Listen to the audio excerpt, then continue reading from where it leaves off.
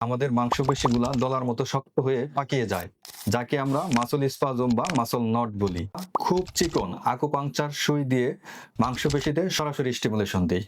সাথে সাথে এই মাংসপেশিগুলো রিল্যাক্স হয়ে যায়, ব্লাড সার্কুলেশন বেড়ে যায়, যার ফলে ব্যথা কমে যায়। মাত্র কয়েক মিনিটের এই থেরাপিতে গায়েব হয়ে যেতে পারে আপনার মাসের পর মাসের পুরনো মাংসপেশির ব্যথা।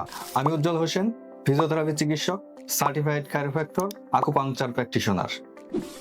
আজকে আপনাদের পরিচয় করিয়ে দিব ব্যথা মুক্তির এক অত্যাধুনিক পদ্ধতির সাথে, যার নাম আকুপাংচার বা ডাইনেডলিং। অনেক সময় আমাদের অতিরিক্ত কাজের চাপে বা ভুল প্রচারের কারণে আমাদের মাংসপেশিগুলা দলার মতো শক্ত হয়ে পাকিয়ে যায়, যাকে আমরা মাসল স্পাজম বা মাসল নট বলি। এই শক্ত পেশি সাধারণ ফিজিওথেরাপি বা মেশিনের মাধ্যমে ঠিক হয় না। তখন আমরা খুব চিকন আকুপাংচার সুই দিয়ে মাংসপেশিতে সরাসরি স্টিমুলেশন দিই।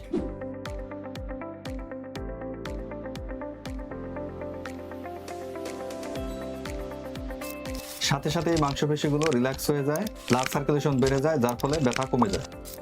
সুই দেখে অনেকেই ভয় পান, ভাবেন ইনজেকশনের মতো খুব ব্যথা লাগবে। একদমই না। এই সুইগুলো মানুষের চুলের মতো চিকন। আকুপাংচার করার সময় টেরি পাওয়া যায় না।